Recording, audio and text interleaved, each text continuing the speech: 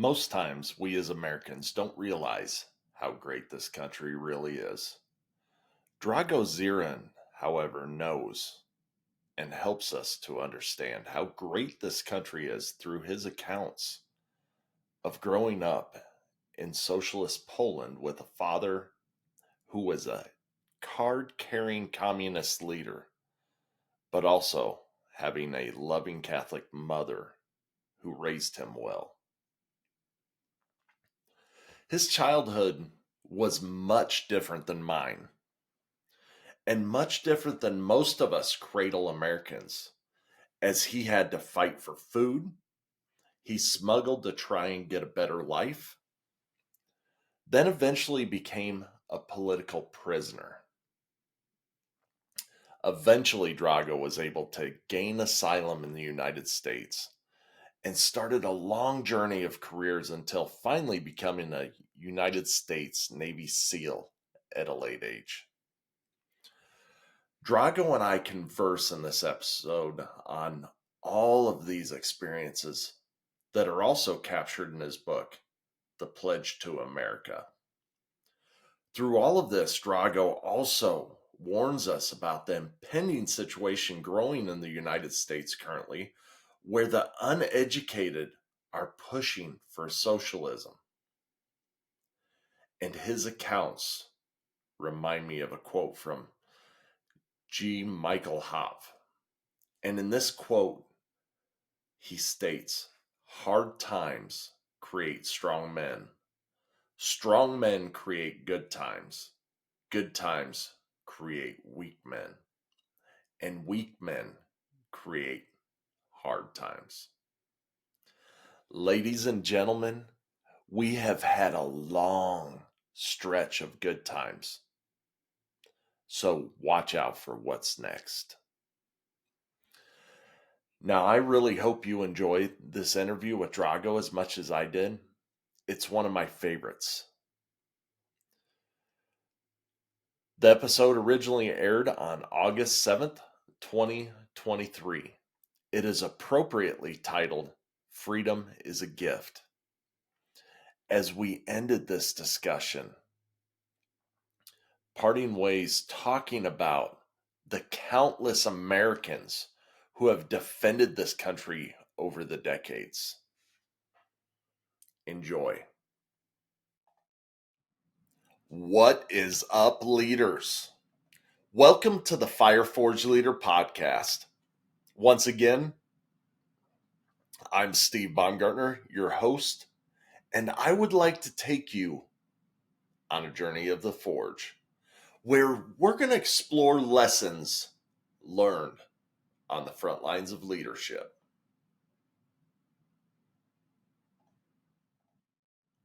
But first, let me share an important message from a friend of mine.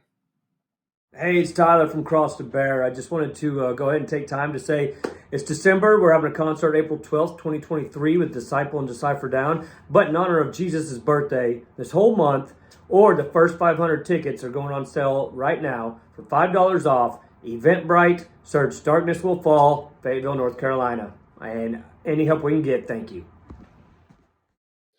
In today's America, we find a lot to complain about. Yes, there are some issues out there.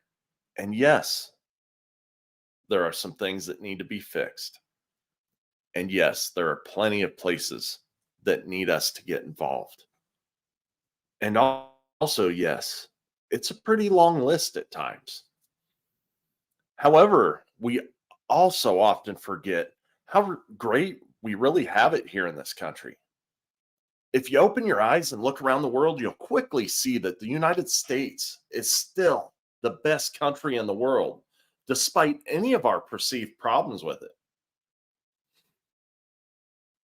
I appreciate every guest that I have had on this podcast to date, but today's guest is very special to me.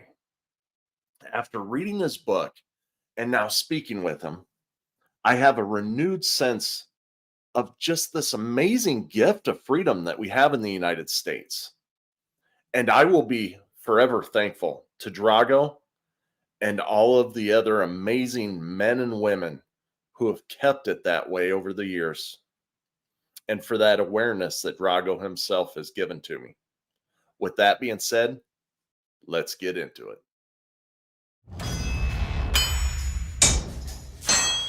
Leaders are not born in a womb. They are forged through heat, pressure, and a whole lot of sweat. The Fire Forged Leader podcast serves the audience through exploring leadership at work, in the community, and with the family, using a practical perspective and real-life experiences from the host, Steve Baumgartner, and his guests in The Forge. Now, it's time to enter the Forge with the Fire Forged Leader. All right, welcome everybody again to the Fire Forged Leader podcast. I'd like to welcome on Drago Dzieran. Hopefully I said that right again. You said it right. Yeah, you said it well. Thank you. Very good. Drago Dzieran. Sounds good. Thank you. It's good to be here, and I appreciate inviting me to your podcast. Thank you. I definitely appreciate you being here. I've, like I told you before, I've been checking out the book. You know, everybody can see the book and behind Drago. If you're listening on audio only, it's called The Pledge to America. I highly recommend this book. It is definitely my favorite of the year so far. Drago's got a very interesting story. I'll let him tell the entire story, and I'll kind of poke some interesting spots along the way. But if you're watching this on video, you probably noticed that he's wearing the trident on his chest. But deeper than that, Drago really wears the American flag well. He grew up in a place where, you know, freedom was not an option, and then had the ability to come to the United States where he got to witness true freedom. So welcome again, Drago, and just like to kind of get into it, if that's all right with you. Thanks, Steve. Again, it's good to be here. Just small, I do wear trident on the image in the book. That's because I'm in my uniform. But as you can see, I don't wear trident on my clothes. I prefer when I'm in my suit, I prefer to wear American flag because it is so much more than just the trident. It encompasses the trident. I'm very proud of being a SEAL, but I'm more proud of being an American citizen. Yeah, and a heck of an American citizen that you are. I know I'm glad to have you over here. You've really, you know, through this book, you have really reinvigorated my feelings of being an American, if that makes any sense. You know, I've grown up in this country the whole time. I'm proud to be an American for sure, but you know, I get reminded a lot, right? I take it for granted most days of how beautiful of a country this is, you know, and look at the negative things about it, like a lot of Americans do. But this really reinvigorated me reading this book. To look at all the blessings that we have around, and, you know, this thing called freedom, how wonderful it truly is. So I appreciate you for that, sir. Well, thank you actually for saying this, because the sole purpose of this book was to be a prism, to be a lens through which you can see the greatness of America, the great things that American people accomplished, and the freedom. So yeah, that's why I wrote this book. So people, it's not just how bad the communism and socialism is, everybody knows that, but just to reading about those socialist atrocities, murders, persecutions, and people can see maybe a little bit clear, much more clear, how great America is, and the freedoms that we enjoy here in America. So that's the purpose of this book. Well, that's awesome. It definitely gets the purpose across very, very well, Drago. Thank you. It rang clear for me for sure. So starting off in the early days, I read portions of the book where, you were playing with your brother out in basically um, buildings that were destroyed in World War II. And Yeah, yeah, yeah. Please remember that I was born only 15 years after the Second World War. So this is less distance from the Second World War in time I was born than it is from the September 11, our national tragedy, when we lost thousands of people in those two buildings and in the airplane, and the time from September 11 till today. And see how fresh it is still in our minds. And so you can only imagine Poland after the Second World War, the generation that survived the Adolf Hitler socialism, National Socialism. They had the Holocaust, how it was ingrained in their psyche, and how damaging it was to people that Second World War experience. So yeah, that's very, very short time, 15 years after Second World War. I didn't think at that time, when I was growing up, it was like ages. That's like Second World War. That's just like forever long time ago. Now, when I look back, it's like 15 years only. That's very close. There were many people were alive and well, those who survived Second World War. My mother, my father, my grandparents, they all survived Adolf Hitler's socialism and Second World War. yeah, so the book really starts when you're right around 5 years old, right? Yeah, very So, much so, yeah. you look at that, it's all a frame of reference. At 5 years old, that's 3 times your life, 15 years. So I can see why that would seem like a eternity to a 5-year-old. But it was Yeah, also what you knew growing up, right? I mean, it was the only thing that you had ever seen. right. And please remember, there was 15 years after Second World War, the ruins, the damaged, destroyed buildings were still there. The unexploded munition was still laying around. I remember in schools from kindergarten, we were learning how these projectiles may look, and do not approach them, just call adults, because they were everywhere. There were people being killed by the mines still from the Second World War, and the unexploded munition. So that was still a threat at the time.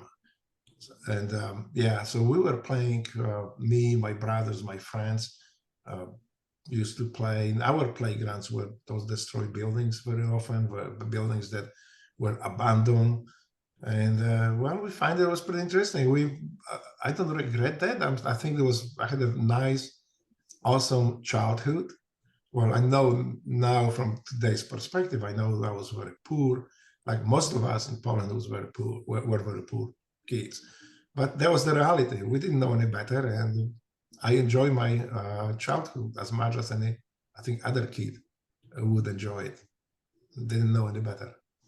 I enjoyed the So, story in here where you're talking about, if I remember right, you painted yourself with oil.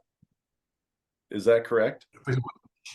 That you had oil smeared all over yourself? oh yeah, there was actually tar. Oh, So tar. yeah, because that was a little bit different than today. Maybe I am different, but at that time we were cut loose.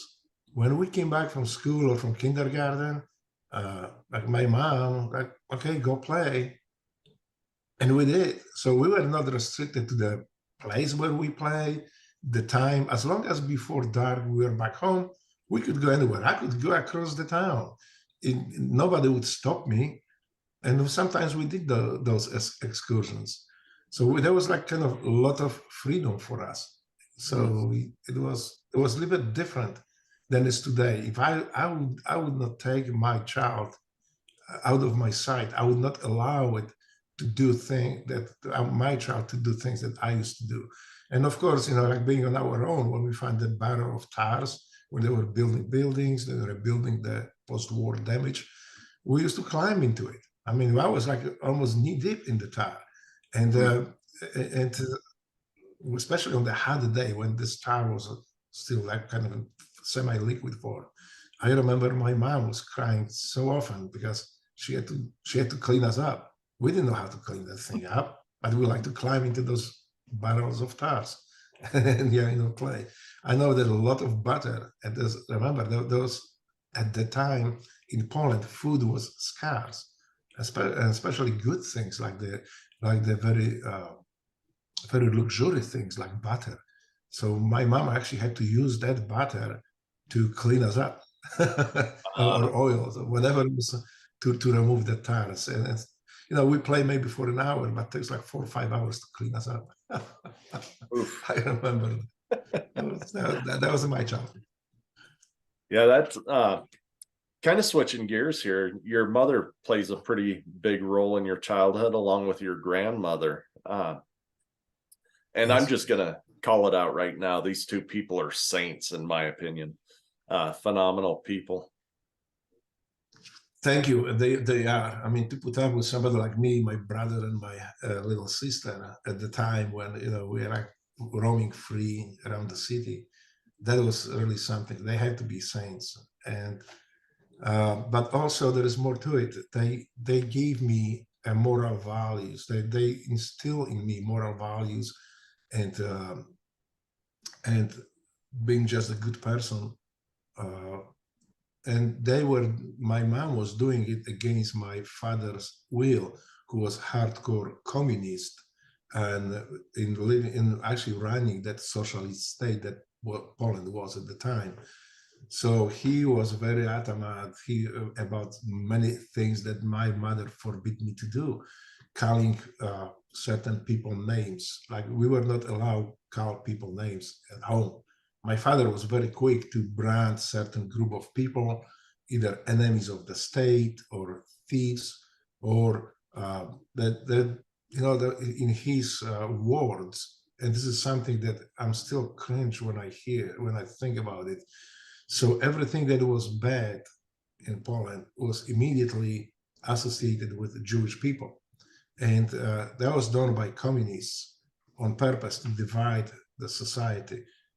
And my father was very outspoken about this, and my mother constantly fought with it. I described it in the book that my mother never allowed us to denigrate people but my father and the Communist Party, a lot of people loyal to Communist Party in Poland were doing just that. It became so common, so natural that it is sickening now thinking about it. Yeah. But thanks to my mother, her moral values, her Christian values, and the family values, I think thanks to that, it helped me and my siblings to survive the communism, and I mean the socialism and communism in fairly intact form, fairly not affected by the perversion, depravity of socialist state.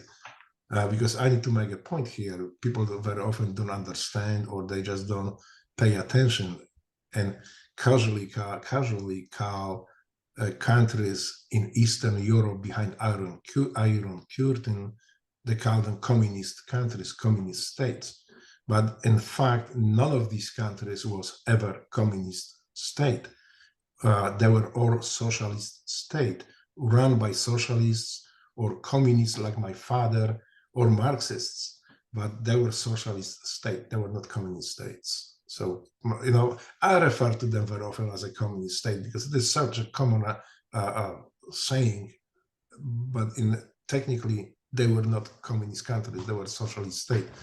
So we need to understand that, because I see here in our country, in America now, big enamoration with socialism. Like communism is bad, everybody knows, but socialism is such a great system. Well, it's not that quite great system as the graves of millions of victims and opponents of socialism can attest. Those graves around the world, not just in Eastern Europe. Wherever the socialism was tried, they are real victims. They are real dead people whether it is Eastern Europe, whether it is Cuba or Venezuela today. So going back to your mom and grandma, then I also want to say that they were very courageous. You have your father who was a communist leader, and you Yes. had your grandma and mother who would team together to make sure that you got to church, throwing you out the window like a football. I don't know. That's what I. Well, yes, that's true. My father, as a communist, he did not allow in my household anybody to attend church. He was very adamant about it, and he says that this is just a superstition. But in reality, actually, I heard quite often him saying that he will lose his job and position in Communist Party, in the government, if we go to church. So imagine that. He says the church is incompatible with socialism. And so he didn't allow us to go. And I remember one Sunday when my grandmother came to my city to visit us, she didn't have any of it. She just said, we are going to church. If you stay in front of the door, because he stood in front of the door, he held the hands and said, you guys not going anywhere. And my grandmother said, you don't let us through the door, we go through the window. She walked me to the window. We were living on the first floor, opened the window. My mother went outside and she passed me right to the window like a football. And we went to church. He couldn't stop her. So later on, he somewhat relaxed and pretend he didn't see that we are going to church. And we were trying, he was around the house on Sundays because he was traveling a lot. So, but when he was around the house on Sundays, we were going in different day, or we were going maybe later on when he didn't pay attention. And sometimes I think he just pretended that he doesn't see it, doesn't know it. But he was devout communist. And that was the problem in my family. And eventually my family fell apart because he left. He decided to go with the socialist idea, with the socialist communist ideology, socialist way of living. And we were left on our own. And I didn't see much difference because I hardly seen him anyway. But I noticed that we didn't have food to eat often. We didn't have a good clothes or warm clothes. So that thing I noticed, but I didn't kind of like associate it with him being gone. It's just like we knew we were poor. But that's how socialism works. I would imagine a little bit of the reason why he left was so that he wouldn't have to fight that fight with the family, right? Because he was on the side of breaking down morality, which of course the church is morality. Is that fair to say, or? Yes, it is. He was, like I say, devout communist. For him, church, faith, it was just the superstition. And for him, the good people were those people who subscribed to socialist ideas, the communist ideology, to Marxist teachings. Those were good people. And whoever was going to church or attending church or trying to reconcile these two, they were not good people. And he was very adamant about it, that building that socialism is so important that even if we kill a few people doing it, it's still well worth it for the society. So the way he said it is that, in his words, people do not understand how great socialism is. So we need to instill it in them. If they do not want to accept those teachings, they need to be eliminated from society. So they will have to be let's say, canceled. At the beginning, they just disappear from public life. If there were artists, actors, poets, writers, they just disappear. You never heard about them. Their books were pulled out from the shelves, and they just like didn't exist. But if that didn't help, if they were still active, next thing was false charges, persecution, and often prison time. Oh, and of course, non-political charges. They were called criminals Just like I was called criminal when I was arrested and put in prison for printing newspapers and magazines behind the official censorship. So if that didn't help, if the prison didn't help, because there were cases that some of these opponents of socialism were so prominent, so prison didn't help. People still were asking about them. There were still people were still talking about them. The next thing was killing them, and they did. That's quite, even today, so many decades after the fall of communism, they're still finding, people in Poland are still finding graves of opponents of socialism. Some of them, they know who it is. They try to, and they cannot find it where that person was buried. And there's quite a few of them. And I describe in my book one of the case, actually a couple of these cases, when one of it was Mr. Pilecki. He was a hero of Second World War in Poland, of the underground movement in Poland. Poland, by the way, had the largest underground movement, underground army opposing Hitler during the Second World War. That was the largest underground army. So Mr. Pilecki was who participated in that resistance. He was part of it, and he even volunteered to allow himself to be caught by Gestapo and sent to concentration camp, so he can write report and send them to the West. He did. He accomplished that. So, no, saying now that the West didn't know about the atrocities committed by Germans is absolutely not true, because these reports reached the West, reached the Polish government on exile in London, and were passed to Churchill and President Roosevelt. So West knew about these atrocities. Well, after that, he was able to, before he escaped from that camp, he was able to organize resistance groups in that camp too. But yeah, eventually he was able to escape. He did participate in Warsaw Uprising in 1944.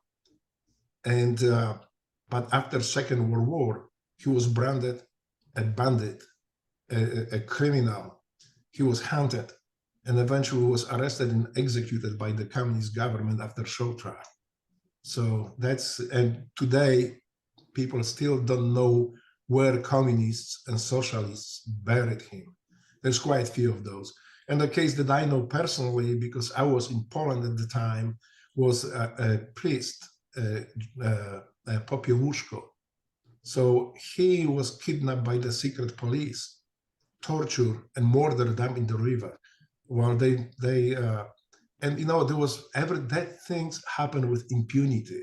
In socialist state, basically, there is no controls and checks and controls for the government. So these people, these murderers, these socialists, they thought they got it away. They thought they would just like nothing happened.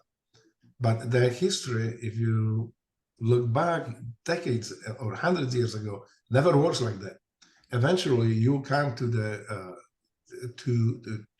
justice, and there were those political goons killing Polish people and citizens opposing socialism did face the courts and justice after the communism and socialism fell in Poland. Matter of fact, I got a call maybe like 6 months ago from the city prosecutor, the city that I was arrested, inquiring about me being tortured, about my tortures in Poland at the time. So these socialist bandits are still being seek out and prosecuted in Poland till today. So at that time, though, we never thought it will happen. I never thought that socialism will ever fall in Poland, and then even more so in Eastern European, other Eastern European countries, but it did. So yeah, that's So counting on being immune to justice, immune to persecution, prosecution for crimes, is so prevalent in socialist state. It's not quite so, because eventually the socialism collapsed. Every single country that was instilled socialism collapsed. And later those people were hunted down, prosecuted. Some of them were hanged, and some of them were even hanged from the Latin posts. This is how people hate that system of socialism that are slaving people. You know. And by the way, I always hear that, well, socialism is not so bad. That just only means that government pays for the police, builds the roads, and builds the schools. Well, that's pretty naive, and because if this is your definition of socialism, then Iran, Morocco, Pakistan would have to be socialist state as well. We know they are not. So, right. So that's very naive thinking, and but people poorly educated and not understanding the socialism. And I'm not surprised about it, because in America, thanks God, people never experienced socialism yet. We just need to make sure that they never do. They deserve better. So you already, jumped into your arrest, but taking it back just a couple steps. After your father left, you talked about, being more poor than what you were when he was living there. And I remember in the book, you talked about how, there was these other kids that were living higher on the hog, had meat in their sandwiches. If I remember right, you go with some bread with some butter and sugar, right? And that. Yeah, so I just give a little bit of contrast here. When my father was with us, we were like immune to justice. We were immune to anything that can fall on us. We could do pretty much whatever we want to do. I burned another guy's motorcycle. We were just playing with his gasoline. We're just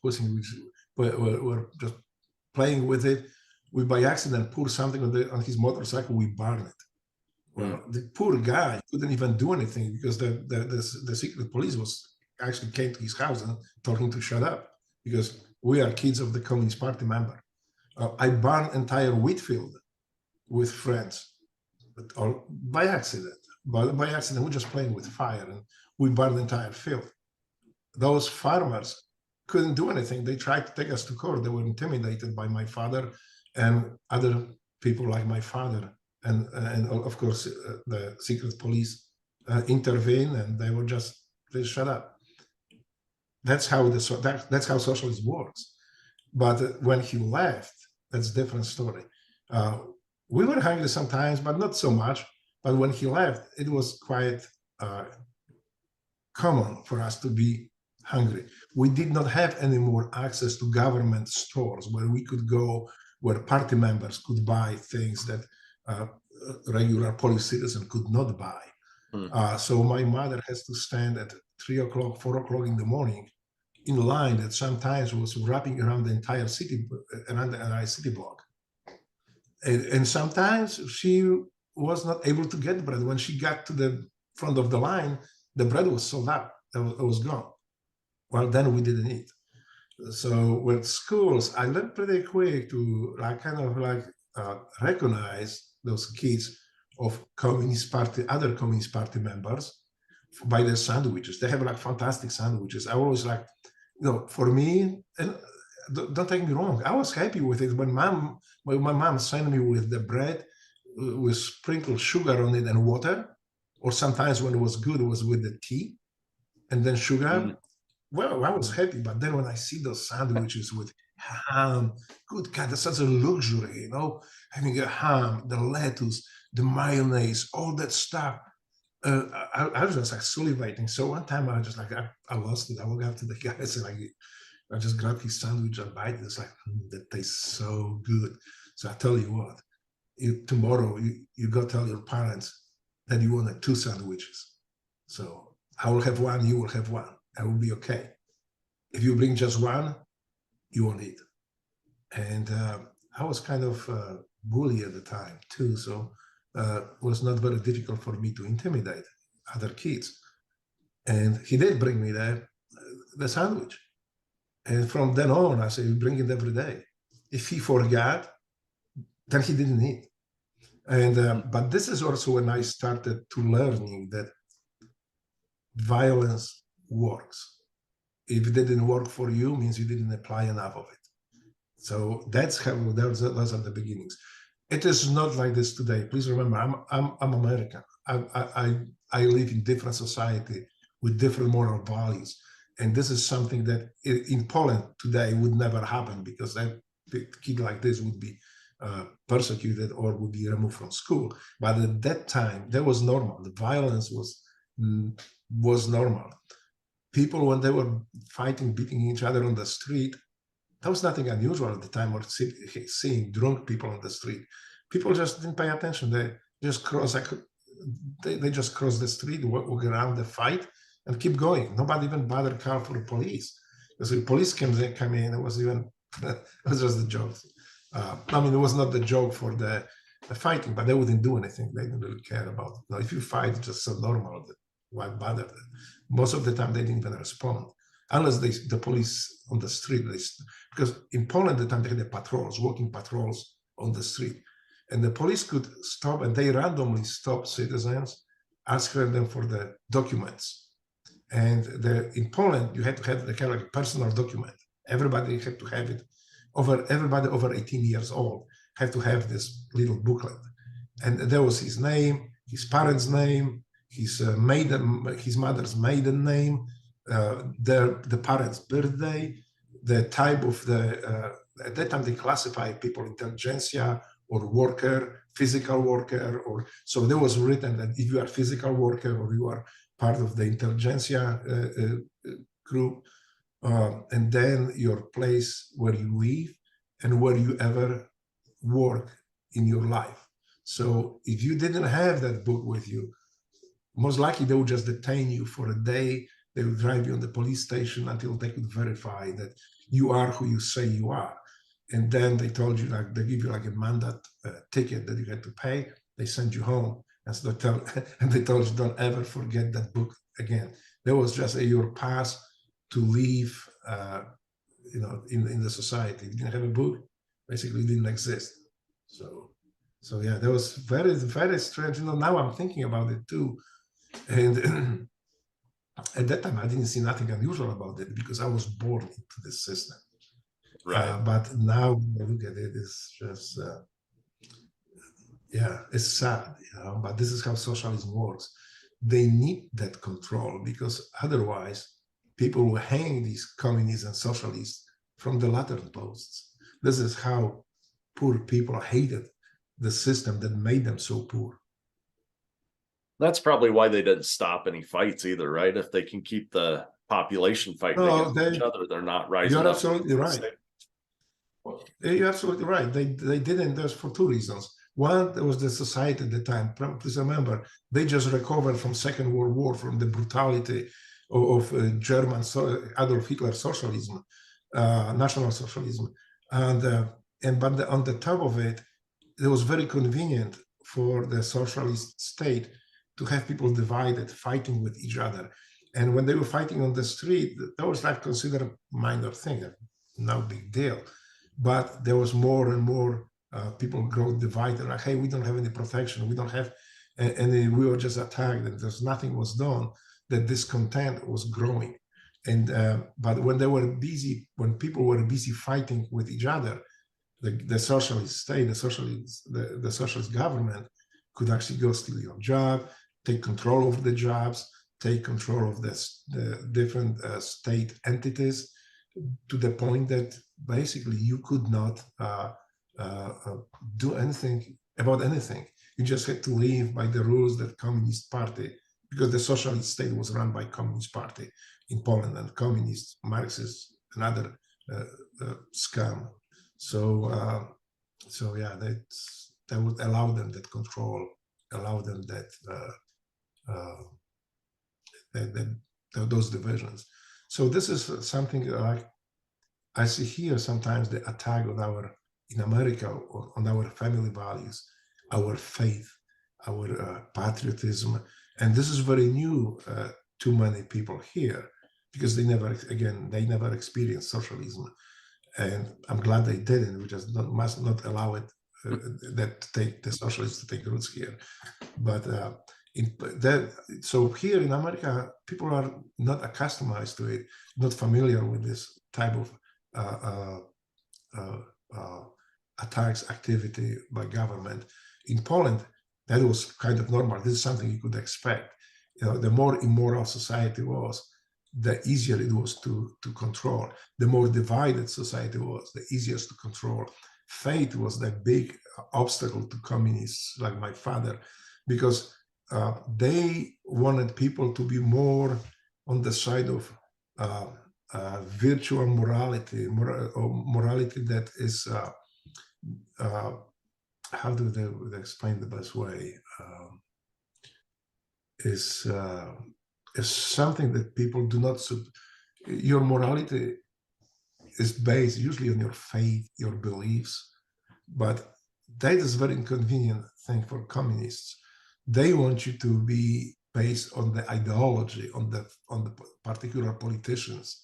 And as we know, politicians change here, there. They call it relative morality. That's the word, relative morality. So you are not your faith, your morality is not based on faith, your moral values that are universal. It's based on politician and today's on particular day, the beliefs.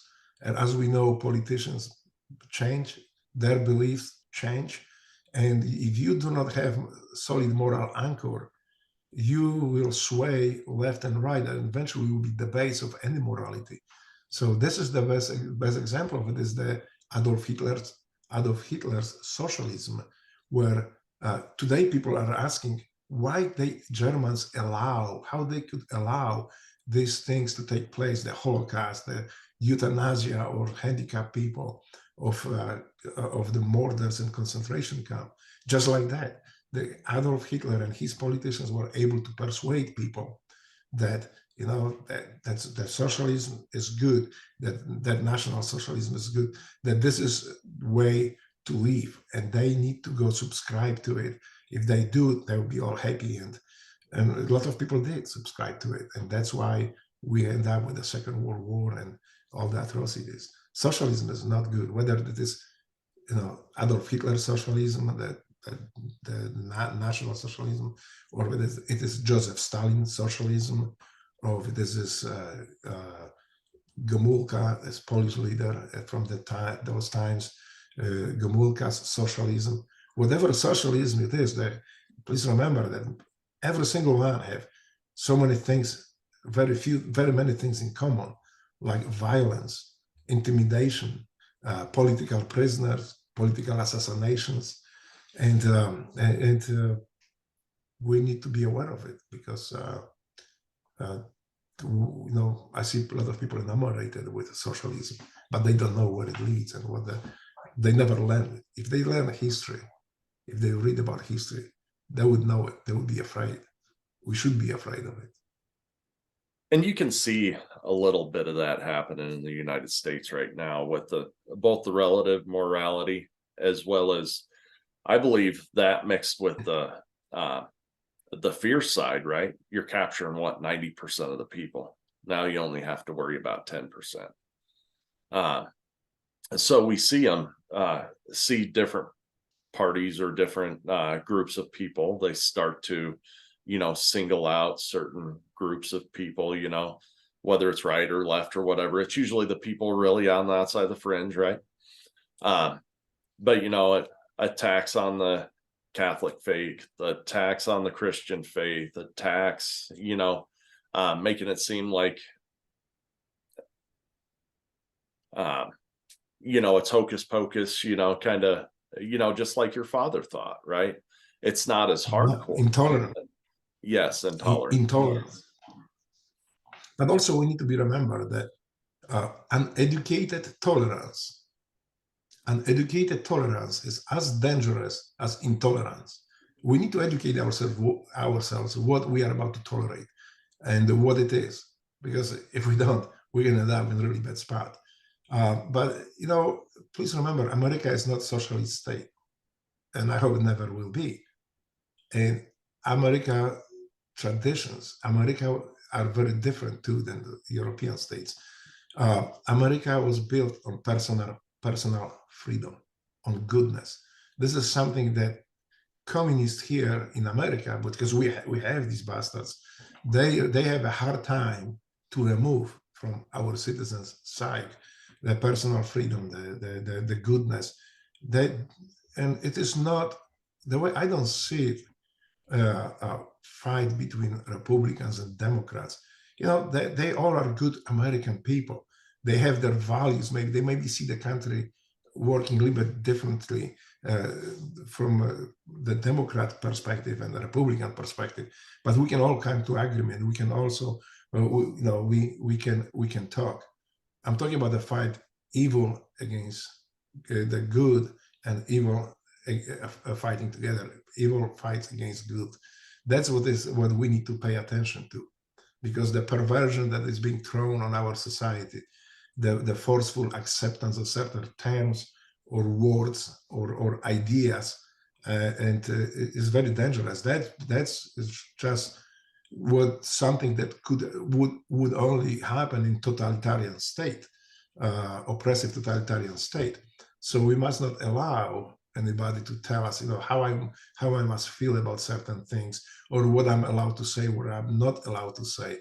That's very dangerous. So please, the censorship is very dangerous, because those who control information, they control minds.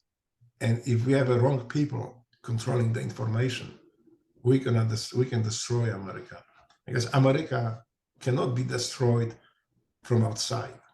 There is no force in the world that could threaten us. There's never going a bunch of Chinese guys landing on our beaches, taking over our country. It's never going to happen that Chinese will be landing, or Russians landing on our land on parachutes and taking over our country. This can be only done from inside. And that's what we need to pay attention. Because if we have a spies, we don't have to have a spies. If we have purchased politicians, if we have a party controlled by foreign powers, this will be demise of America, and we must not allow that. It's very important that we pay attention to politicians and who we elect into office. Agreed.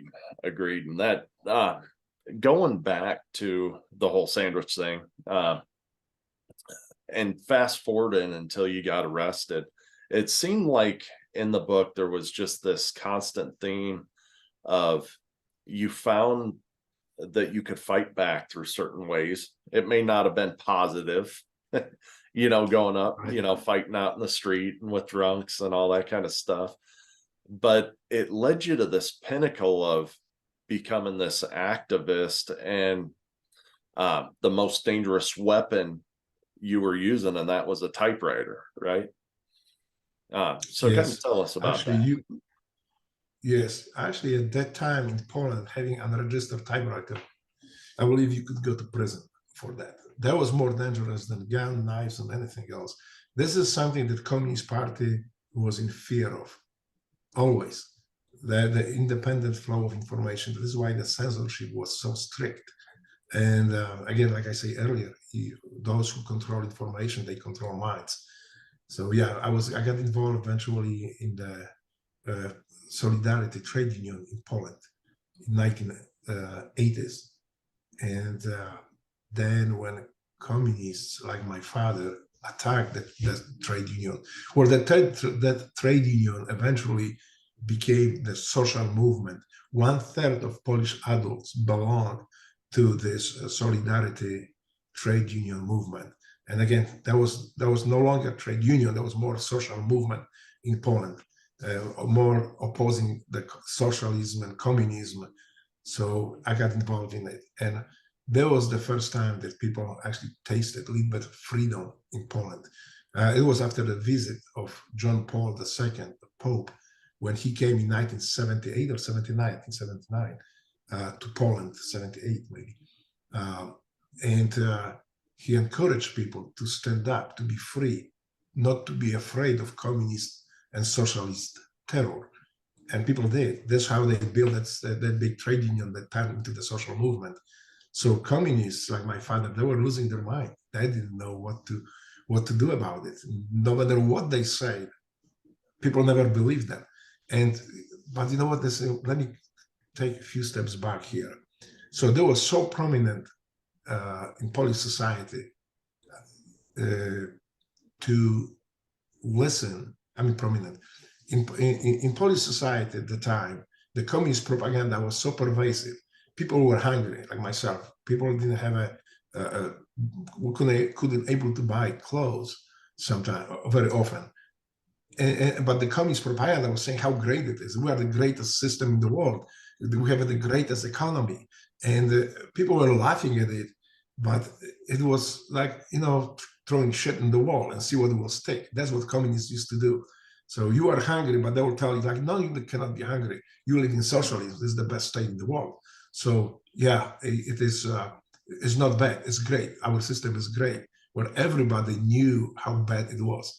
And also another thing, at the time, because of the powerful censorship and the control of society, people did not know that how big majority they were opposing socialism. Many people thought that there was just only few of them. And certainly I did believe that. I thought that way too, that there's only very few people opposing socialism for some reason. Even if you are so poor, everybody supports socialism. Everybody is pro. But it was absolutely not true. A good example is the visit of Pope in Poland in the 70s, when the fake news media was portraying that it's just some guy showed up in Poland and maybe few people come to visit him to church. They never showed the pictures of entire city blocks crowded with people trying to see the Pope. The thousands, not 10, 20,000, 100,000 people in each city were coming to visit him. But the pictures now today, after the classification of many documents, you can see entire city blocks filled with people. So this is something that I never knew about at the time when I was growing up, because the fake news media portrayed us like there's nobody interested in this guy. It's just a guy showed up. So yeah, that's how pervasive it was. So I got involved in Solidarity Trade Union, and so finally communists couldn't take it anymore. They decided to impose martial law and eliminate opposition and destroy the trade union movement. They did. So December 13, 1981, they imposed martial law. They arrested, there's different estimates from I think from 15,000 to 60,000 people arrested in one night across Poland. So they had already lists prepared secretly who needs to be arrested. And then on December 13, they shut down communications, telephones, TV, radio stations. Everything went blank at midnight, and arrests started. The police, the secret police, and military started raiding houses and homes of oppositions or people from the list and arresting them. So that was the December 13. Then, of course, communists came on TV and proclaimed that they are saving Poland. So they are arresting criminals, people who were trying to overthrow the government. And those are bad people. And some of them were just naive. So these naive people, they're still need to be arrested. But also they have people on their list. This their words. This is how they explain it to us when I was there. That there are some people, they don't like socialism, and they need to be just removed from society for a time being, and they are not arrested. They are being interned, so they are not criminals. They are just internees. They live in the hotels, vacation centers, which of course was a lie. They were living in prison, the same prisons I was sitting in. But that was their mantra, because another thing what socialists were very adamant about was not to make impression that they hold political prisoners. So everybody that was sitting in prisons, including myself, were criminals because we broke the law. Now, you would ask what the law it was. Well, you were printing newspaper without the permission from government. You were printing, you were speaking against the martial law, and you didn't have a permission to speak. So you will be, you are criminal. You broke the law. But we know that laws in Poland at that time were weaponized to punish and opposition, to lock up people opposing socialism and socialist state. So many of us, like me, were branded criminals because we disagree with socialist state. But people who didn't do anything, they were still arrested, but they were called internees, and they were kept in isolation in different prisons. Sometimes there were centers. So yeah, there was thousands and thousands of people removed from the homes, from families, and placed in the government custody. That's how socialism works. I don't want to make no bones about it either. It wasn't like you got pulled over on the side of the road and the police officer said, "Please come out. You're under arrest," anything like that. No. They break your doors. They break your doors. They pound on your door if you didn't open. If you open, they just trample you. They just run up, grab you, and just run out with you from the apartment. So the kids and wives, mothers, they were just standing there watching what happened. Their son or their husband were just kidnapped from the house by secret police or by the military. And they didn't know if they can come back, if they would ever come back. So that was the big fear too. We didn't know what will happen. There was even possibility that those arrested or detained will be shipped to Soviet Union at the time, to Siberia. So there's clear fear about it. Couple of big lessons in there, when we're warning about any sort of socialism in the United States. A couple things that I'm hearing is, whenever anybody tries to shut down people gathering, that should really raise our ears. And anybody who's trying to control information. There are warning signs for. I'm not talking about the United States, but there are any warning signs. There are warning signs of any state leaning towards totalitarianism, towards oppression, towards persecution, and we need to just watch out for it. I describe these signs, these signals in my book, The Pledge to America, where people can read about it and can learn. And there are states that, in Venezuela, they were already before the indications that this country will turn into oppressive totalitarian state under the socialist regime. There was the same thing is happening in Brazil. And very often these events are instigated by foreign actors, foreign powerful billionaires and bankers who see the borders as an obstacle in them doing business, and they need people to be controlled and not just, and the freedom is big no-no for these bankers. So not everything is spontaneous as we think it is, whether it is Brazil, Venezuela, whenever it was Poland, that was all well organized by foreign entities. As well. But please remember too that I'm talking about foreign entities, but it was all carried out by the native people from that particular nation. So in Soviet Union, there was no Poles or Czechs killing these poor Russians. There were Russians killing Russians. In Poland, after Second World War, when the Russians died, there were not Russians killing Poles. There were Poles killing Poles. The Poles indoctrinated into socialism and communism. In Czechoslovakia, same thing. There was not Russians killing Czechs. Well, there were some specific, very prominent cases maybe, but most of the time there were Czechs killing Czechs. In East Germany, there were not Russians killing East Germans. There were East Germans killing East Germans, the Stasi. And please remember too, when I see people beat up or call out Russians, every Russian, about, yeah, that's Putin is so bad. You guys, you don't belong here. You guys are so bad. Uh, these people, Russians, are people who experience the atrocity of socialism and communism the most. These people oppose the socialist and communists more than anybody else in the world. So they are not necessarily bad people. They are not bad people.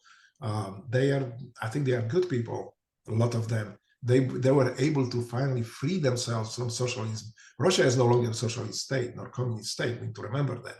So these people were eventually, after 6-7 decades, freed themselves from the yoke of socialism. And again, same thing in Poland and other countries. So but it takes decades. Once you fall into the clause, under the clause of socialism, you cannot just walk away from it, because the laws will be changed, the mechanism will be placed in place to prevent any voting upsets. So this in Poland, we used to call it socialist elections. Socialist elections in Poland were elections where socialists and communists always won. And they was done by the fraudulent elections. That's another hallmark of totalitarian oppressive state. Most of the time it will be socialist state, but the fraudulent election is one of the biggest indicators that we are falling into totalitarian state. America is not totalitarian state. We need to remember it. We just must not allow it to fall into the claws of these bandits and our enemies. Agreed, 100%. Yes. So we leave off, you're in prison after having guns put in your face. They pick you up, they take you into prison. You spend some time in there, of course. Applying the right amount of violence served you well in prison. So for the listeners out there, they're probably wondering why you're sitting in front of us here, speaking to us about this after being in this socialist prison. So can you explain how you got out of prison and what it was like for you after that?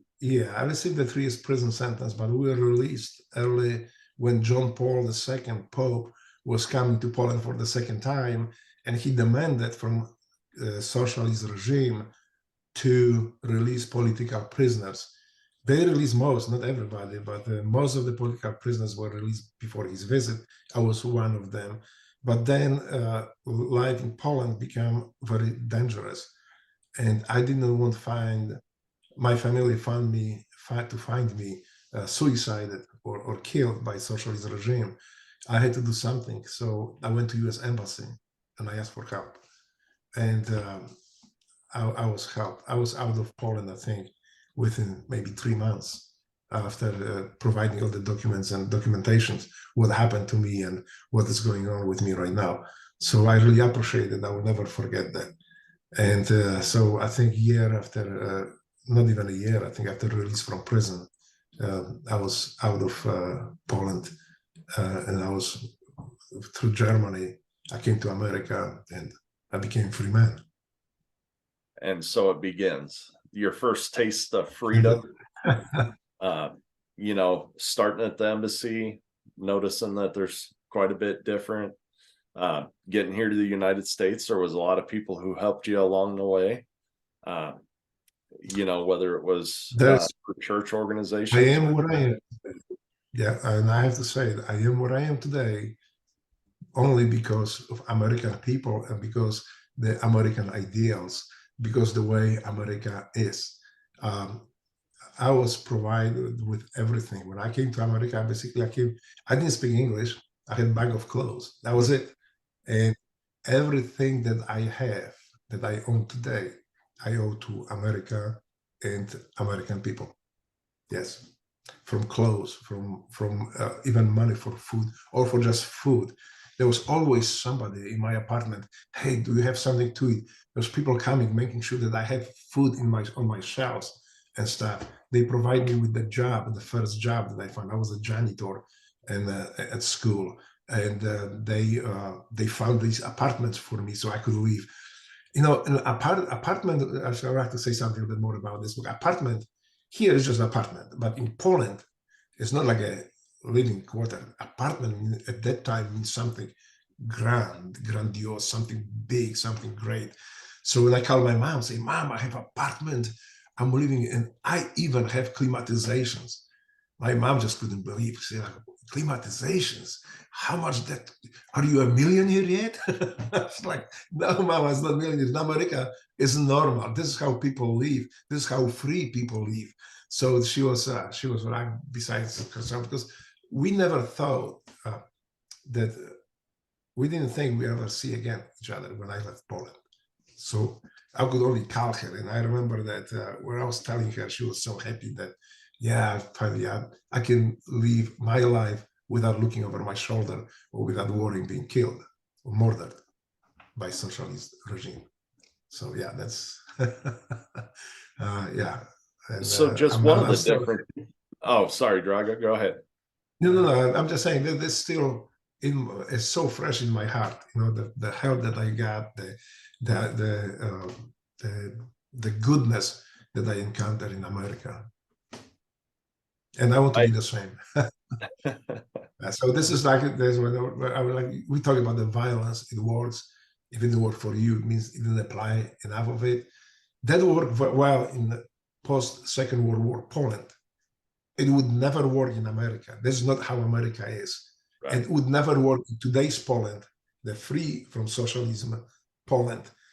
Poland is free, is more like America today. Is people are smiling, people are saying hi to you. Before, you know, if you look somebody in the eyes, they'll say, "What are you looking at? What's wrong with you? What do you want?"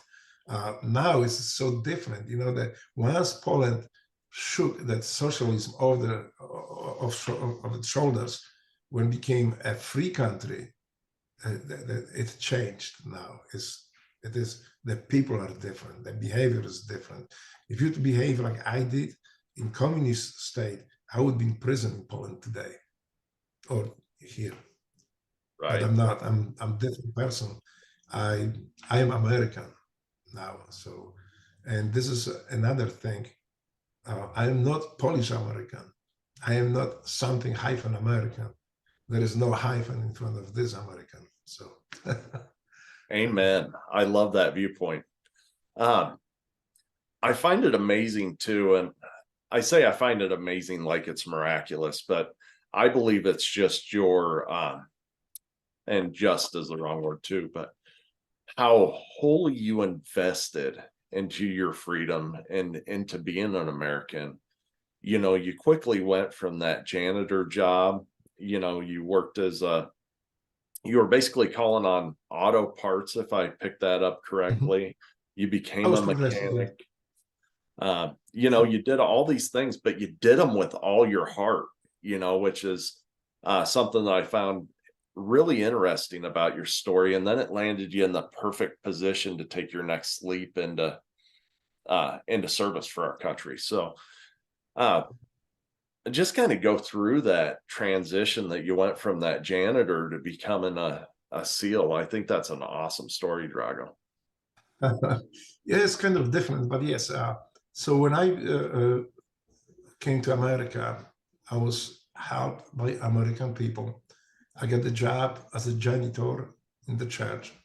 I was, and I was working. I was so happy. My dream at the time when I came to America, my dream was one day I will buy myself a U-Haul. I might put the bed inside, cut the windows out, or some of those like mini buses with the windows. So I'm going to go and make the bed up there, fix myself a little tiny kitchen, make the bathroom and shower, and I'm set for life. You know, that was my dream. And my wife is still laughing at it today But no, that was my dream. This is how I imagined my success in America. And of course, it didn't happen this way, because as I started building my life from janitor, I went to different job where I was making a bit more money. Then eventually I ended up and having more freedom also to learn about America. And then eventually I became working for parts department in car dealership, and eventually became automotive mechanic. I was mechanic for Saab and Mercedes in Memphis, Tennessee at the time. So that was the progression. But please remember that that would not be possible. That would not be possible in any other country in the world. It would not be possible without help from American people. This is why it is. It still tugs my heart when I think about it, about these people who didn't know me from Adam. They were coming, make sure that I have enough food, that I have enough, that I have everything I need to live and do well. So I will never forget that. And again, that my success in America wouldn't be possible without the way America is, without American people, the way American people are, and without that personal freedom that we enjoy in America. So yes, that's awesome to hear. But I would like to also make another point that people like to concentrate on how poor I was and how there's like so bad, so oppressive. Mine was the oppression of government and those political killings and political imprisonment. We have in America poor people, and I found that these poor people are the most patriotic people, the most America-loving people, I think, in the world. I learned from them. So this is something that we don't pay attention. I hear sometimes, well, there's some trailer neighborhood, but if you go to this trailer neighborhood, you can see American flag on every single trailer. You can see American flag, people wearing and being proud of it, and that just makes my heart warm. There's people love America, and there is so much to love about it. There is so much to learn about America that it's just.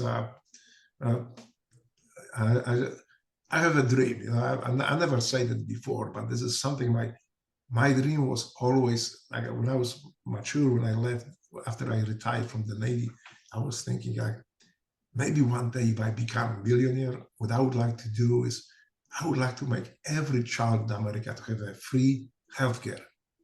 I know maybe some people might say, well, people can work for it. Well, yes, but you know what? We are a rich and powerful country. So I don't think anything wrong with at least providing parents with that security for their children, because I cannot imagine the tragedy and the feelings of parent who has to make decision. I pay the rent, or I pay for my child medical care. Here I pay for my child medical care, but we live on the street. I don't have a place to take this child to. So this is my dream. If I become millionaire or billionaire one day, that's what I will do. That's what I will try to do. Provide or make sure that every child, every American child has medical care, free medical care, so parents can move on with their lives and don't worry about it. That's huge. So just to share a little personal example from my life, I spent some time in jail too. It was an American jail, so probably nothing like your experience. But I have a past of drug abuse, and I went to jail for a little while. While I was in jail, my ex-wife had abandoned our children at a babysitter's house. So I got out of jail, and I didn't have anything to my name because she had sold everything while I was sitting in jail and, moved and everything like that. Then all of a sudden I get custody of my kids too, right afterwards, because she had abandoned them. Anyways, it wouldn't have been for the help, I wouldn't be where I'm at today without the help of people either. Right. There was a lady in our community. That's America. That's the goodness of America, that we take very often for granted. But, let me just say something about it, because in America, people are born with these good ideas, with this goodness in them, that they don't see it. It's so transparent to them. I think the best. I asked a friend of mine, why did you have? What were you thinking when you were helping this person? Why did you help her? What do you mean? I just like, it was the right thing to do. I like, it's normal. This is how we are. That's how America is. It is normal, but it is not normal anywhere else in the world, around the world. It's normal in America. You just don't think about it so transparent. You don't dwell on it. Oh yeah, I helped somebody. I was able to do this or that. You just do it because that's the right thing to do. And this is such a great thing about America. We are good people. I say we because I am American. Right, right. Yeah, so I mean that just warms my heart, hearing about that and your dream to help these people that struggle for medical care. It's not like you're gonna, give them everything in the world, right? You're taking one burden Right. off their plate so that they can focus on what's important at the time, right? And then Yes. that gives them a chance to pay it back later in life. They can, pay it to the next person or The what healthy have child, well-educated child is the best payback I think we all can have for anything we do for these children. So, and because remember, these children are our future. How we teach them, how we educate them, this is how we will be later living, how we live later. So it is important that we educate them and that we protect them. It is very important that we protect them, and medical security for these children and parents, I think is very close to my heart. So Oh, I would like 1,000%. one day, And maybe one day, yeah, when I become that millionaire, I can do it. I can do more. when I become a billionaire, I'm going to help you in that mission, Drago. Awesome. So going back into, where we left off was you were working as a mechanic. Fast forward a little bit of time and you meet this girl. She loves to jump out of airplanes or wants to jump out of airplanes. You fall in love with it, I guess is the best way to put it. And this kind of opened the next Not with her, more with jumping. Yeah. Yeah. So those again I met, and we turned out like each other, and she told me about her jumping, skydiving, and parachuting. So I figured out, like, wow, I never thought about it. But look, this is America. I can do that. Why not? I just go find it. At that time, there was no internet. So I took the telephone book, these yellow pages, found skydiving center, West Tennessee Skydiving Center. Still remember, I went up there and say, I'm going to jump too. If she can jump, why I can't jump? I want to see what she talked about it so nicely that I just had to try it. So when I show up there, I didn't know anything. It's like, hey, can I just get a parachute and jump? It's like, no, but you cannot just take a parachute and jump. We need to teach you that. But we recommend that you do the tandem jump first. It was the instructor's name was Reggie. I wish I remember the last name, Reggie and Sarah. They was like great people. So they say I have to make a tandem jump, and then we can talk. I say okay. So I made the first tandem jump, and I was hooked. I said, okay, can I do one more? They were pretty expensive at the time, for me at least. So yeah, you can do one more. So I did one more. So then I said, okay, now can I jump on my own? Nope, you have to go to the training. I think there was the 7 jumps, and AFF at the time was the training they were conducting in the West Tennessee skydiving. So I said, sure, I want to do it. How does it go? Tell me about it. So say, well, I usually take a week or a couple of weeks, just come one day, make a jump, another day, make a jump, maybe on the weekend, make it 2 jumps, then on the another weekend, make it 2 jumps. Within a couple of weeks, you should be able to jump on your own. So I say, okay, how about if I just pay for the whole course and we start this coming week? Because it was Sunday at the time, that was on the weekend there. They say, okay, we can start on Thursday. And I say, okay. So I show up on Thursday, and on Saturday I was skydiving on my own. Actually, I graduated from the AFF program. And Saturday I borrowed the parachute and then start skydiving. Eventually I purchased used parachute. And then I was hooked. I was making sometimes 10 jumps a day, if it was possible. Usually on those boogie days, what we call it, where we have all these skydivers from around the city or from different cities coming to our drop zone, and we're all skydiving. It was fantastic. I mean, I loved the life at the time. So yeah, I was making decent money. I was mechanic, and I love skydiving. I got hooked on skydiving. I got addicted to it. Do you still like to jump today? I don't jump today because of the injuries that I have from war, and I have to be a little bit more careful. So I don't, but I still love it. I like to watch it. I like to talk to people skydiving. I guess now that's my skydiving. Just listen to people skydiving. It's kind of like those kids who watch YouTube videos of playing with toys, right? Yeah. So during this time, you wanted to serve your country, so you actually applied for the army. Well, yes. So at that time, the first Persian War broke up, and it happened that I just became U.S. citizen. I passed the test. I prepared myself for the test. I passed the test, and I was awarded American citizenship. So I figured out, well, what the best way to I can pay back for my freedom. I think there is a war. America needs people, so I'm going to sign up, fight the war. When the war is over, I will just come back to my normal good life that I had and continue. But I just put my good life on the break, go help America, and then come back. Well, I never come back. I never came back because it was a great life, and I kind of ended up serving 20 years. But that was my belief was that it's my moral obligation to support my America, my country, and I figured out the best way, most effective way I can do is by joining military. By that time, I didn't know how to do it, so I didn't know how to join. I figured out. I've seen the post office those selective enlistment. No, what was the name of it?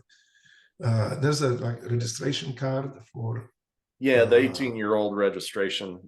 Right. Yeah. Right. I didn't know any better. I thought there's a contract. I would sign up. There is a war. They'll just call me and say, "Come on in." That's so naive, right? But so I sent out, and I went back to my apartment, and I told the skydiving drops and the guys, "I'm leaving. I'll be back after war." It's like, "Where are you going?" I said, "I'm going to war." "Why would you go to war? Who is taking you to war?" I say, "No, I'm volunteering. I want to go to war because America is at war. I want to help." And they were like, laugh, but say, how did you go about it? I say, "I filled the card." And so I packed my stuff, but like 30 days later, the letter came in that I'm too old and they really need me there. That's just for young kids. And so I show my friends, they say, no, this is not how you do it. You need to go to recruiting office. At that time, I had no idea. I didn't know the difference between Navy, Army. For me, it was just military. So I said, I see the Army recruiting office. I went there, I said, I want to join and I want to go to war. And they said, so we start talking, and they're like, any preferences, where you would like to serve? I said, well, I don't really care, as long as the best would be to the unit that goes to war first. So they said, okay, we'll figure something out for you. So they proceed on the paperwork, the clearances, the checks, and it was pretty much everything done. And I think there was like maybe third month that Navy SEALs came to Memphis, Tennessee. They were doing some demo jumps, demonstrational jumps. They were called leapfrogs at the time. They still exist today. And so, of course, in time off, they came to our drop zone to skydive.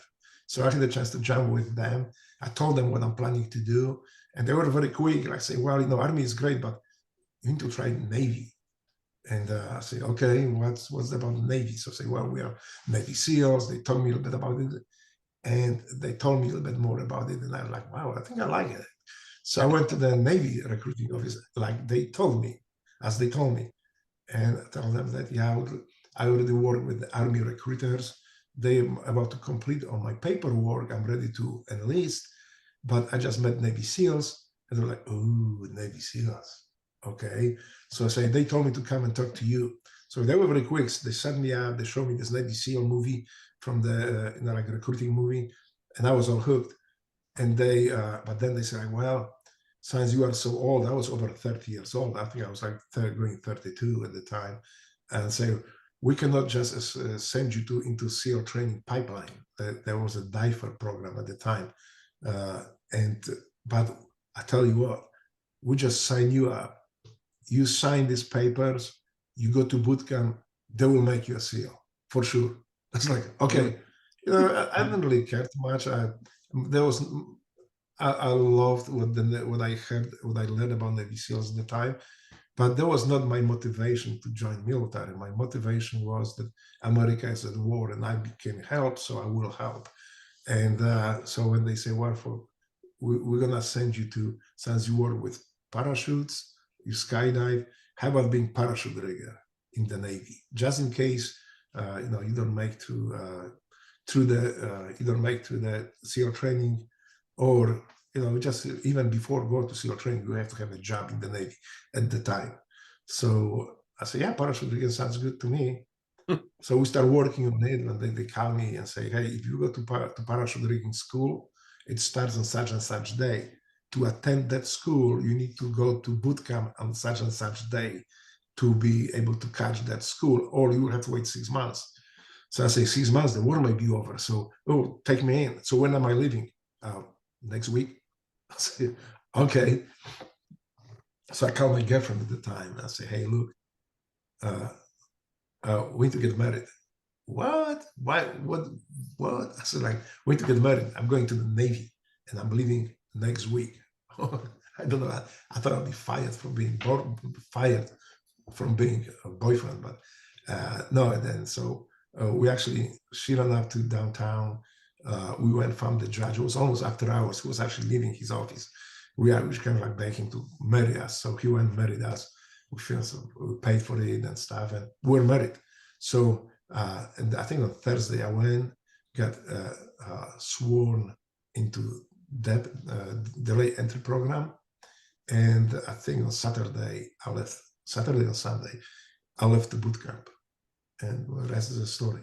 So yeah, and it happened that I went to boot camp, then I went to A school. I became parachute rigger. And then I applied for the SEAL training again, and with hiccups here and there, eventually I ended up in the SEAL training. And then 20 years later, I retired from the Navy. That's amazing. And there's quite a few stories. I won't give them all away in the book, but you got to meet some tremendous people along the way in the journey in the SEALs. Yes. No, there wouldn't be a Drago in SEAL teams if not people like Jocko Willing, Mr. F, QF, Mr. Bill B. When I'm not using the last name is because I didn't clear with them of bringing their name up in public. They may not want it. I didn't have a chance to contact them yet. But then people like Chris Stroop, one of the strongest guys in the SEAL teams I ever met, and Chris Stroop and Jocko, those are people I think you could not challenge. And I don't know anybody who could challenge these guys in physical fight. So they were great guys. Rob O'Neill, we were together in the same platoon. Actually, we were in the platoon that hijacked the Russian tanker. Actually, according to Jocko, I should say, we did VBSS operation, vessel boarding, search, and seizure. So, but we just grabbed the tanker and from Russians and turned over to because they were smuggling oil. They were bad guys. And there's many more people. My heroes like Ryan Parrott, Birdman. Many people are thinking. I thought too that the Birdman is because his name is Parrott. No, the Birdman is because the guy is a legend too. When there was his Humvee actually ran in Iraq on IED, and they got blown up. So apparently he flew like a bird, with like flying out of it, fall way out of the Humvee, which was totally destroyed by it. So this guy, what he does, he's all burned up, he's injured. He runs back into the X where all this the mayhem is going on, and starts saving lives, and bringing and make sure that those people are being pulled out from Humvee, taken to safe place. He's doing it. There's people like this. Now there's Marcus Luttrell. Good God! I mean, these people inspired me. I was older than most of them, but I was looking up to them. I want to be like them. And there's many other people that clear with Joel Lambert. This is the guy who actually I own much more even than that, because he helped me to, after the war, to polish myself, to get me he got me a clothes, because I didn't even have the right clothes. I was trying to date, I was trying to find a girlfriend, trying to build a family. And he just looked at the struggle and said, Drago, you're not going to find somebody working in the rags like that. The war is war, that was good, but it doesn't work like this in civilian world. We need to get you a clothes. So him and the other guys, they just got me to the clothing store. They bought me all the clothes, boots, shoes, shirts, t-shirts. Because until then, I had a jeans and a white t-shirt. But when I wanted to be fancy, I was wearing black jeans and white and black t-shirt. So that was that.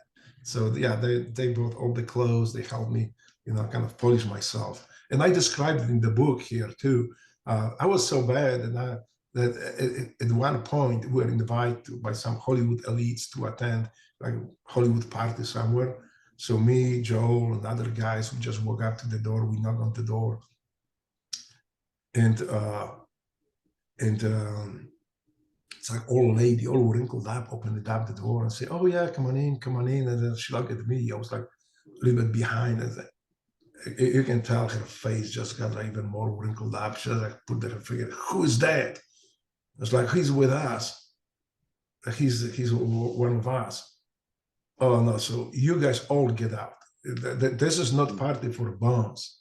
You don't belong here, basically." So I felt so bad for these guys. I say, "Look, I just go to the bar. You guys go up there. I'll meet you later after that." But again, I say, fuck this old lady. We go out to the bar. And we went to the bar. Now those are So brothers. yeah, there's so much I owe to these guys. So much, such a great people. And I'm saying this too because I want to put human face on us and on these guys, because everybody, when I talk, or most of the people, they see us as the guys in the uniform with the night vision on, gun in the hand, killing the bad guys, and that's not all we are. I mean, we are these guys, but we are also humans, and we have normal lives too. At least we try to make our normal lives, and so I'm just trying to bring maybe a little bit human face to this inhumane profession, what some people call it. So I do want to go back. You mentioned Jocko Willink. I told you yesterday. Yes, I'm just drinking his drink here too. I don't know if you can see. Which one is it? As a go, the black cherry vanilla is my favorite one. Oh, nice. But if I went to dealership today, talked to some salespeople, and I gave them I had those three of them, the new Jocko. So I went to GNC store, because you can buy Go in GNC store. So I ran up to GNC, bought all of them. I have to post some pictures later on my Instagram with these people. Yeah, so everybody's holding Jocko's drink. Nice, and, nice. Jocko, in between 2019, 2020, I only got to meet him for a few seconds, but the company that I work for during the daytime, we hired Echelon Front to come in and do leadership training. I got the privilege of working with his team over 2 different workshops. Back then, I was grossly overweight. I wasn't living up to my potential. I got hooked on Jocko, not just the drinks, but the books and the podcasts and everything else that he was doing. I mean, just talk about an amazing man. Totally flipped my life around at that point in time. So I owe a lot to Jocko myself, even though I hardly know him. So when you get a chance, tell him thank you from me, if you would, Drago. He's an amazing man. Absolutely, what an amazing human being. Again, one of the hardest warriors I know, but such good human person, that human being, such a good person in his heart. So yeah, that's something that he has a lot of big influence on me, on my career. And if we talk about it, I would like also to bring Chief Nicky Baggett. He saved my career when I was going through divorce, through all the other stuff. he was the one actually, like the guy who actually put me back on track, put my career back on track. And so, Nikki, if you listen to it, cheers. And I'll call you later. I'll tell you. So yeah, so there is so many SEALs, and they are not just called blood killers. Those are human beings doing human jobs, but they are human beings. They are such a good human beings, good Americans. Yeah, and they're not out there doing the things that they need to be doing for our country because these are the things that they want to be doing. They're out there doing them because they have love for this country and want to make most patriotic people I've ever met. But there's also Army, Coast Guard, Marines. We need to remember that those are warriors too, and they sacrifice so much. There is so many people who did not come back from war, fighting for keeping America safe. And yeah, that's we need to remember that. We need to remember these people. We need to call our fallen names loud, because they are no longer with us, but they still are alive in our minds, in our hearts. And we must not allow them to die a second time by fading from our memories. It is important that we remember them, because they gave everything for us. 100%. And there are a lot of brave men and women over the years who have done that for us. And I think everybody who's been listening to this, can see the drastic contrast in between what socialism, communism looks like in comparison to what actual freedom looks like, through your story. I think this book will help see that contrast. And again, this book is not to bedouble communism and socialism, because everybody knows how pervasive state full of depravity these are. But it is book, so when you read it, just think how great, how lucky we are that America exists. Especially for me, I consider myself the most lucky person in the world by being able to come to America, live as an American. Yeah, it's beautiful. But with that contrast, right, we also need to remember why we have it. And that is for these, because of these brave men and women who are willing to risk everything to keep it that way. Yes. I'm very proud. One of my sons is Marine, was Marine. He spent 1 year in Afghanistan. Another one still serves in the Coast Guard. And another one, now he made me grandfather. I'm very proud of it. My oldest son, I'm very proud of him, Adam. And then I have two other little kids. Well, they're not that little anymore, but I have a boy and girl, 14 and 15 years old. Nice big family. Yes. I got a big family as well. I have 8 children, and I got a grandson and 1 granddaughter who's on the way. So growing every minute.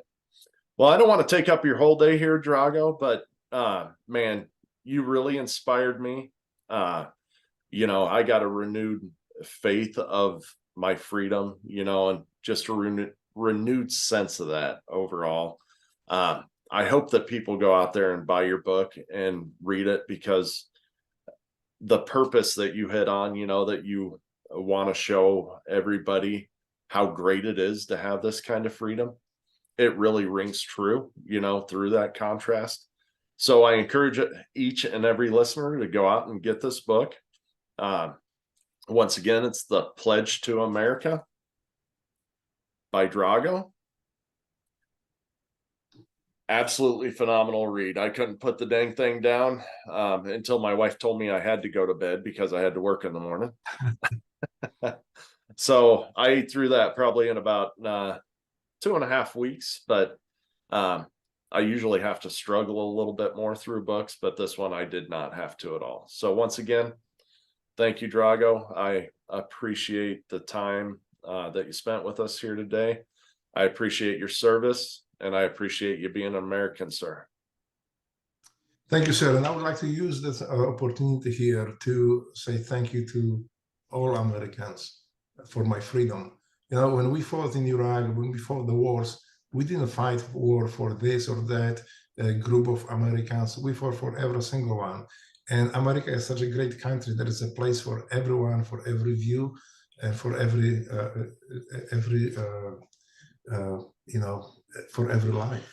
So let's keep this country free as it is. Let's keep this country great as it is. And thank you to all Americans for allowing me to live here in free society amongst them. Before we totally close out, above your left shoulder, you have your Navy SEALs Fund. Can you tell us a little bit about that? Yes, this is an organization that we built for our Navy SEAL community.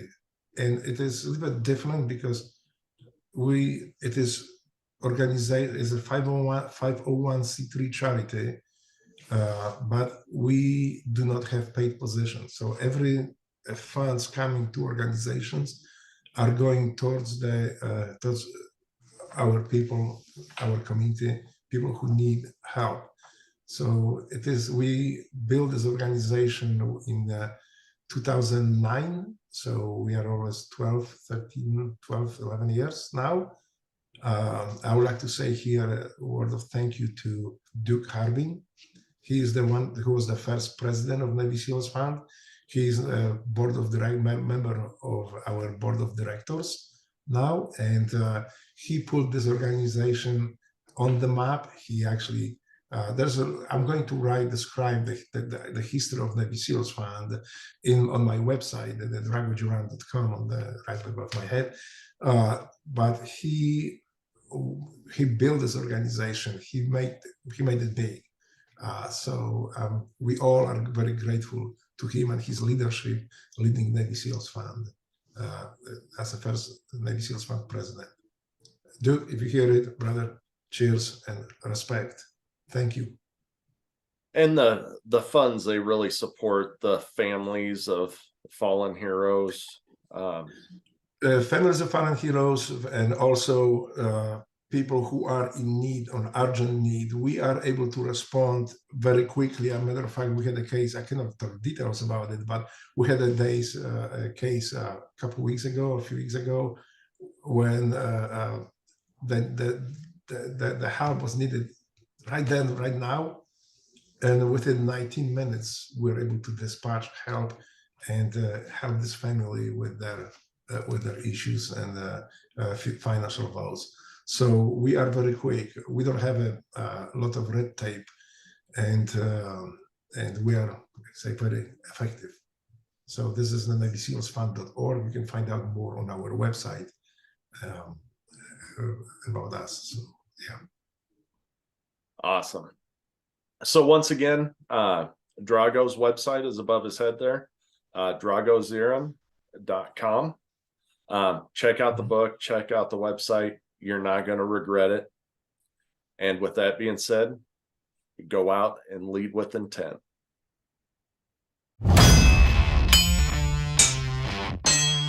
You have just experienced the heat and pressure of the forge. Remember, words without action are meaningless. Now, after the heat of the forge, shape your thoughts, quench your brain, then put your new tools to use, adding to your leadership. Tune in next week for more lessons from the forge.